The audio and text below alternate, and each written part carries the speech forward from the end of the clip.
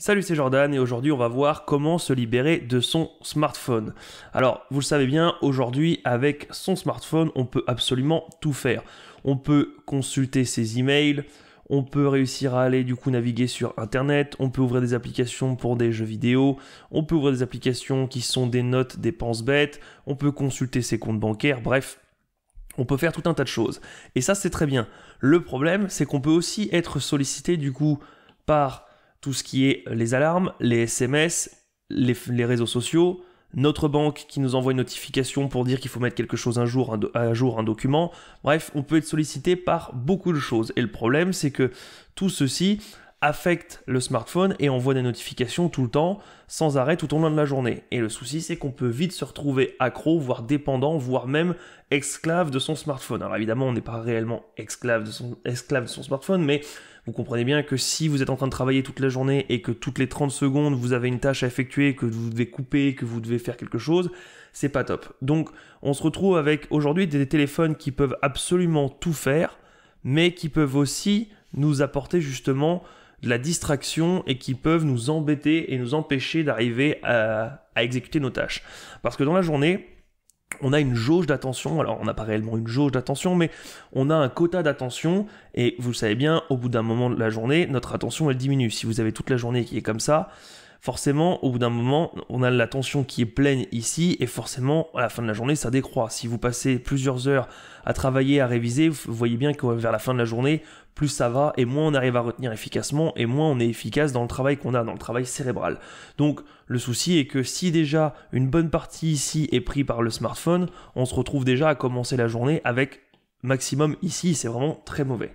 De plus, c'est vraiment très mauvais d'être coupé dans de l'inspiration. Si vous créez du contenu, si vous faites quelque chose, que vous êtes dans une tâche en train de développer un projet, le fait d'être coupé pour exécuter une autre tâche, c'est comme quand vous étiez au lycée et que vous deviez faire une rédaction, peu importe, des fois vous mettez une demi-heure avant de vous lancer, et puis l'inspiration vient, ça y est, vous écrivez, vous grattez, et puis au bout d'une demi-heure, il se trouve que quelqu'un a éternué ou quelqu'un vous a demandé quelque chose, ça vous a coupé dans votre inspiration, et il vous refaut 30 minutes avant de réussir à vous replonger et de continuer à réécrire, à regratter. Et finalement, on arrive à la fin des 2 heures et vous aviez plein d'inspiration, vous étiez là, vous aviez envie encore de dire plein de choses, mais vous ne pouvez pas, tout simplement parce que vous avez mis ici 30 minutes avant de vous échauffer et 30 minutes avant de vous relancer. Donc vous avez perdu 1 heure bêtement, tout simplement parce que vous avez été distrait.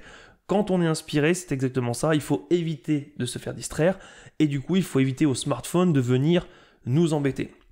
Donc le souci est que aujourd'hui avec les smartphones, vu qu'on a des notifications, on confond souvent ce qui est important et urgent et finalement une tâche qui arrive par exemple, je ne sais pas moi, un pense-bête ou un SMS qui arrive en disant « Hey, il faudrait penser à faire ça », souvent on lâche ce qu'on est en train de faire ici pour s'exécuter à la tâche ici, alors que finalement elle n'était peut-être pas si urgente que ça, elle aurait pu être faite le soir même, mais le souci avec le smartphone c'est qu'on s'attend à ce que la personne soit de l'autre côté réactive, qu'elle l'ait tout le temps dans sa poche et que du coup par défaut, vu que c'est un smartphone et que c'est tout le temps sur nous, qu'on soit tout le temps prêt et dispo. Et le souci est qu'on s'oblige du coup à être prêt et dispo pour répondre instantanément aux sollicitations et on met de côté tout notre projet et le problème c'est que ça finit par ne jamais aboutir ou ça n'avance pas à la vitesse à laquelle on voudrait.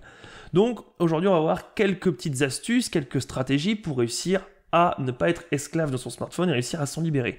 Alors en 1, supprimer les applications qui sont tentations.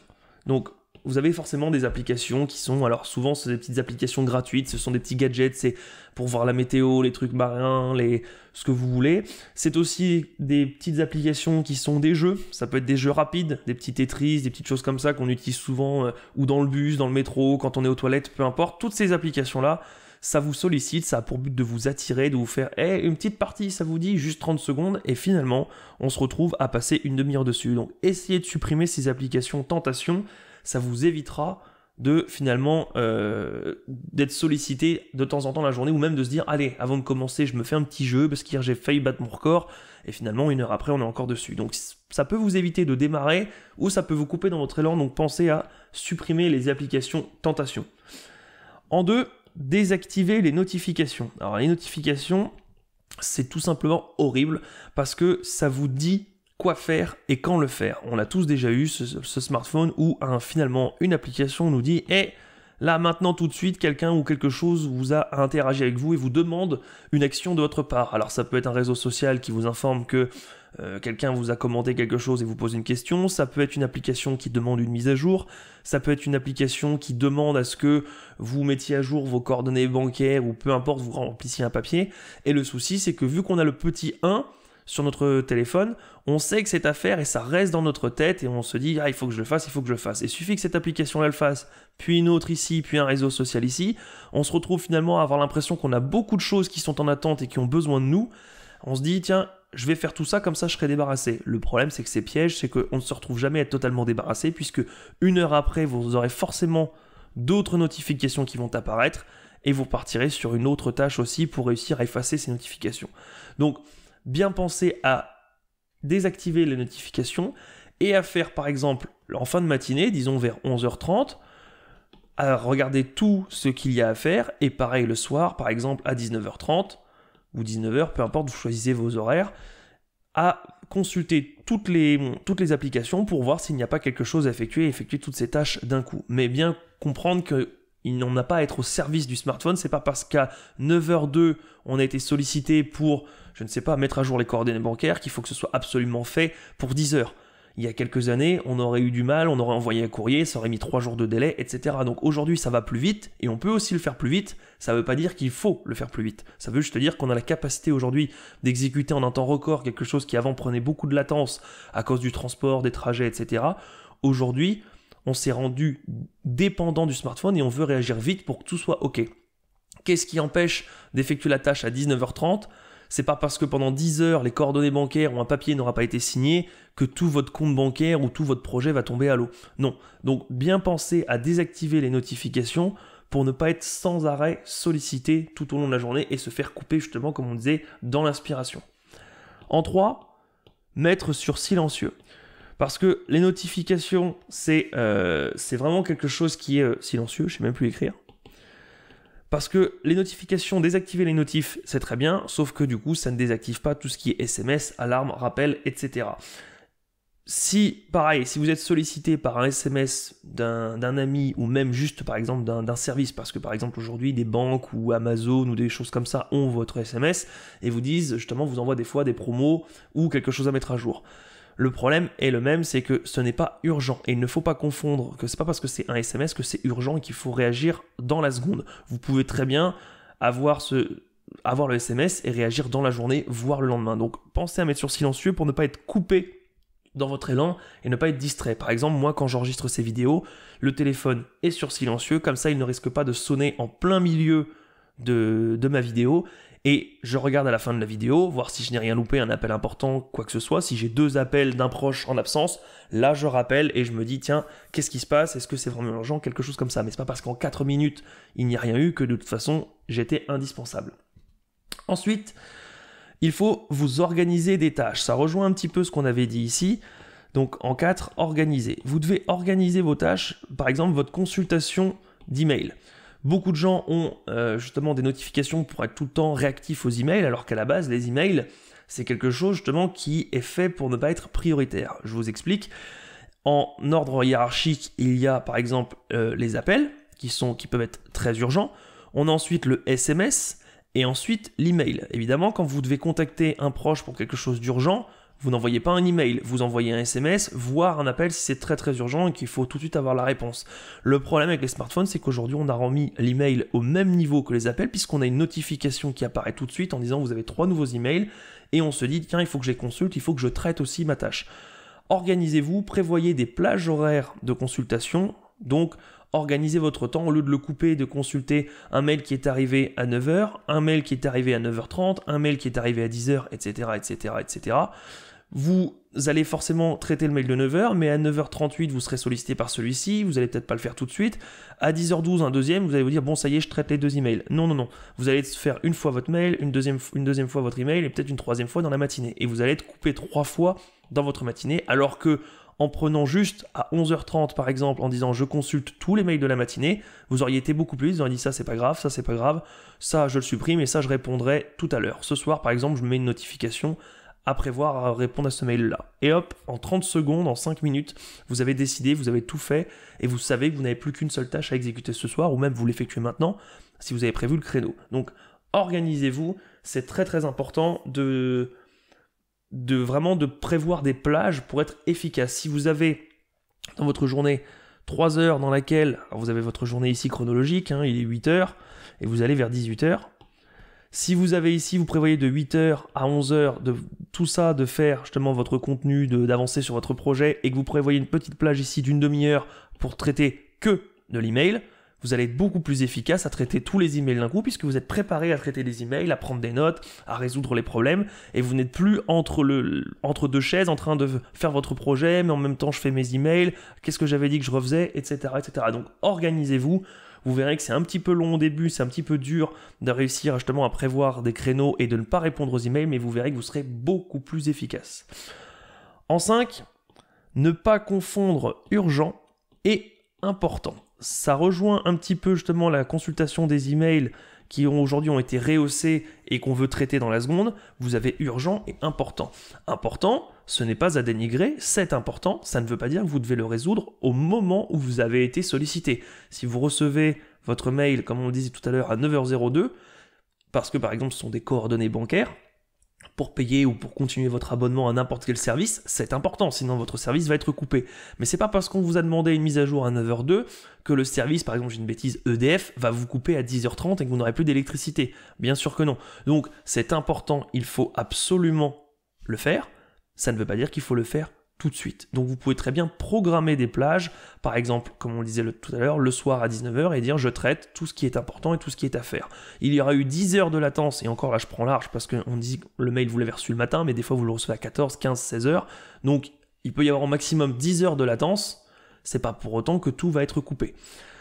Et distinguer ce qui est urgent. Oui, ce qui est urgent, par exemple, si vous recevez du coup à 9h02 quelque chose d'extra urgent qu'il faut résoudre tout de suite dans l'heure, bien sûr, vous pouvez vous y atteler. Mais vous allez voir aussi qu'en classant ce qui est urgent et important, vous allez mettre beaucoup de choses dans la case importante et très peu dans la case urgente, puisque vous allez vous rendre compte que finalement, il n'y a pas beaucoup de tâches ou de sollicitations qui méritent votre attention dans l'heure. Et vous allez vous rendre compte de ça, et c'est justement le piège avec le smartphone aujourd'hui, c'est que comme on est accessible tout de suite, on confond, on a tendance à avoir cette limite est floue ici, et finalement on englobe le tout par défaut.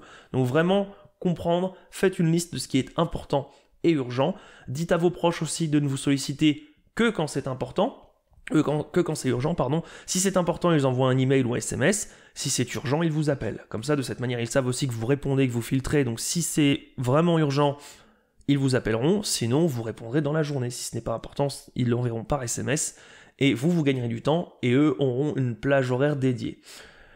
Ensuite, en 6, limitez votre temps de détente. Alors pourquoi je dis ça? C'est important la détente, mais on a tous déjà fait. Ah bah tiens, je vais me faire juste 20 minutes sur YouTube pour regarder une petite vidéo de quelqu'un que je suis, que j'aime bien, et finalement on finit par switcher sur une autre vidéo, et 3 heures après, on est encore dessus. C'est très mauvais. De la même manière, c'est pareil pour Netflix, c'est pareil pour des tas d'autres choses, c'est addictif, et c'est le but recherché, puisque ces services-là veulent que vous restiez longtemps sur leur plateforme pour consommer du contenu. C'est logique. Limitez votre temps. Alors par exemple sur smartphone vous avez des applications, alors vous en avez plein des gratuites, vous en avez qui sont même intégrées déjà dans le système d'exploitation, vous pouvez limiter votre temps par application. Donc vous avez une application et vous mettez un délai maximum auquel après l'application se ferme ou vous envoie un message pour vous dire vous avez épuisé votre quota journalier, maintenant il faut arrêter. Moi j'ai mis par exemple une application qui me dit qu'au bout d'un moment sur YouTube, voilà, tu as dépassé 30 minutes, j'ai un message. Évidemment si la vidéo il reste 1 minute 30, je la termine, je suis pas bête et méchant en coupant tout, mais je sais aussi à ce moment-là que je ne vais pas switcher sur une autre vidéo parce que finalement je vais exploser mon quota et je vais passer trop de temps à me détendre et du coup à procrastiner. C'est une forme de procrastination. Vous pouvez aussi avoir des applications qui coupent directement, qui au bout de 30 minutes vous envoient un message et disent bon maintenant on va couper et vous ne pourrez plus la réouvrir. Ça vous force aussi à vous lever de votre canapé et à à avancer votre projet. Donc vous pouvez vous piéger si vous n'arrivez pas à être discipliné, si vous n'y arrivez pas, vous pouvez très bien vous mettre vous encadrer et vous mettre des pièges, c'est tout à fait faisable aujourd'hui. Il y a plein d'applications pour ça. Il suffit de chercher un petit peu, d'essayer de se donner un petit peu et de les trouver. Mais vous allez voir que ça peut vraiment, réellement vous aider et vous motiver à vous mettre dans un projet. Et finalement, vous verrez aussi au bout de plusieurs jours que vous avez beaucoup avancé. Et finalement, vous allez vous dire, bah là, en 3 jours ou en 3 semaines, j'ai réussi à avancer ce que j'avais pas réussi à faire en 6 mois. Je vais peut-être continuer cette technique-là parce que finalement, bon, ça me plaît pas de me faire couper toutes les 30 minutes sur YouTube par exemple, mais quand je vois tout ce que j'ai fait, tout ce que j'ai abattu comme travail, mes projets, ce que je voulais faire en 3 jours alors qu'avant il me fallait 2 mois et demi, vous allez peut-être finalement vous dire c'est la bonne solution et je reste là-dessus. Donc voilà, un petit plus, si vous vous ennuyez devant, alors parce que souvent, alors je vais le mettre en 7, on va mettre même en 6 bis, c'est pas vraiment une grosse astuce, mais c'est quelque chose qui est juste un petit déclic pour vous.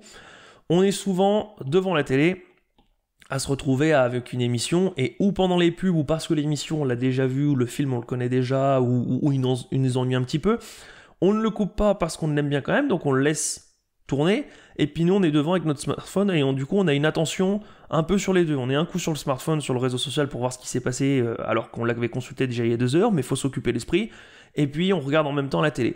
C'est très très mauvais pour 2 raisons, parce que déjà, le cerveau, contrairement à ce qu'on dit, il y a des études là-dessus, on ne peut pas faire 2 tâches en même temps. Pas 2 tâches en tout cas de cette puissance-là. C'est-à-dire qu'on peut respirer parce que c'est inconscient et consulter les réseaux sociaux, mais on ne peut pas et suivre la télé et suivre le smartphone en même temps. En réalité, en fait, on fait comme ça. On switch vers l'un, on va vers l'autre, on switch vers l'un, on va vers l'autre. Et on fait ça à très haute vitesse, ce qui fait que finalement, on a l'impression de suivre un petit peu les deux, mais en fait, on suit des petits fragments par ici, par là. Et si je suis bien, ici, on suit les fragments ici. Donc on fait 1 sur 2, ce qui fait que finalement, c'est très épuisant pour le corps déjà, et ensuite on n'a pas toutes les données. Donc c'est quand même bête par exemple, de suivre ou un documentaire ou quelque chose qui nous forme, et finalement de n'avoir qu'une bride sur 2, et finalement d'avoir voulu se détendre et ne l'avoir fait aussi qu'une fois. Ou vous coupez votre télé et vous vous mettez à fond à exécuter vos tâches ou à faire votre demi-heure de détente, ou vous suivez votre télé, ou encore une dernière chose, vous lisez un livre. Parce que le problème, c'est qu'en faisant ça ici, là et là, vous vous êtes un petit peu ennuyé sur votre film et vous ne l'avez pas vraiment suivi. Vous n'avez pas vraiment suivi votre réseau social ou ce que vous aviez à faire parce que vous étiez aussi occupé sur la télé. Et finalement, dans les 2 cas, vous avez plus glandé qu'autre chose parce qu'aucune tâche n'a été productive et efficace. Et chacune des 2 tâches ici servait à patienter pendant que l'autre vous ennuyait. Vous prenez un livre, vous le lisez, vous allez voir que ça va vous couper complètement de votre écran et ça sera très productif puisque vous avez un livre, même si c'est de la détente ou si c'est de la formation, peu importe, vous allez voir que ça vous détendra beaucoup plus, que ça sera beaucoup plus efficace et que vous irez beaucoup plus vite. Voilà, c'est tout pour les astuces pour se libérer de son smartphone. Si vous voulez d'autres conseils pour être productif ou réussir à monter un business en ligne, je vous mets dans la description un lien pour recevoir une série de 5 vidéos que je vous offre pour réussir à monter votre business en ligne. Et moi je vous dis à demain, ciao.